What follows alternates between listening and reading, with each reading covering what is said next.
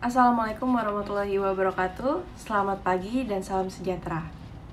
Jadi, pada kesempatan kali ini saya akan menjabarkan tentang demokrasi pada periode 1959 hingga 1965. Pada tahun 1959 itu, Indonesia di bawah hukum yang tidak pasti dan bersifat sementara.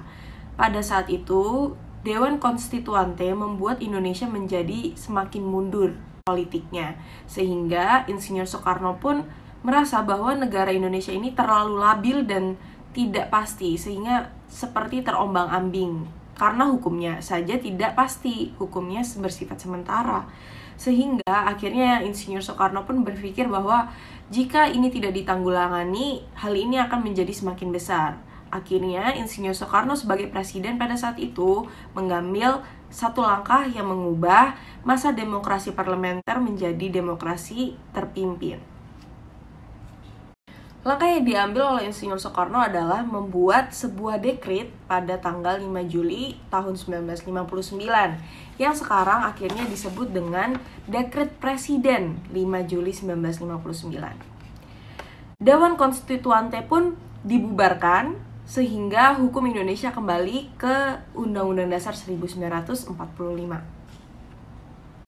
Disinilah adalah tanda akhir dari demokrasi parlementer dan berubah menjadi demokrasi terpimpin, yang pengertian dasarnya adalah ya dipimpin oleh hikmat dan bijaksanaan dalam permusyawaratan dan perwakilan. Di sini Indonesia mengalami pembalikan total atau bisa kita sebut biasanya comeback dari pada saat itu politik yang sangat mundur menjadi semakin membaik.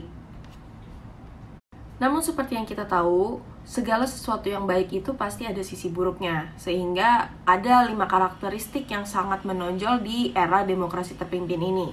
Yang pertama adalah sistem partai.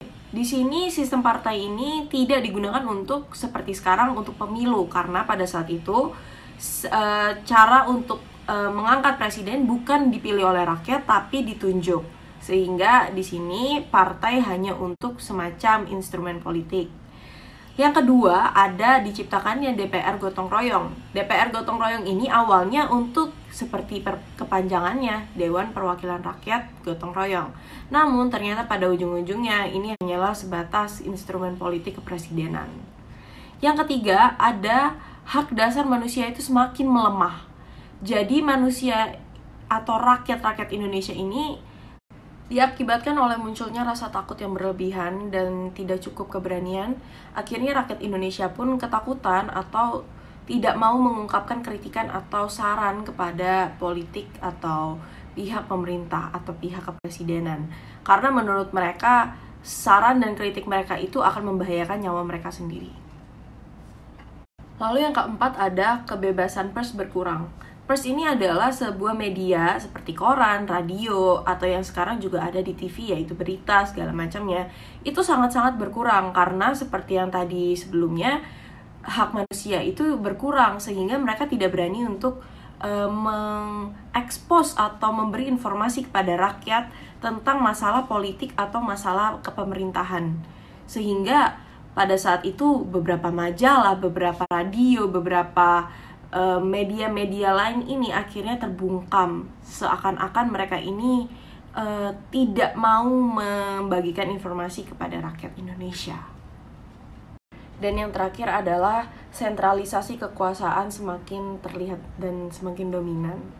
Nah, ini adalah 5 karakteristik dari demokrasi terpimpin yang bisa membuktikan bahwa sebenarnya pada era ini terjadi banyak penyimpangan-penyimpangan politik. Sekian penjelasan singkat dari saya, Armeni Cynthia, 11 MIPA, dan semoga berguna dan bisa bermanfaat bagi teman-teman semua.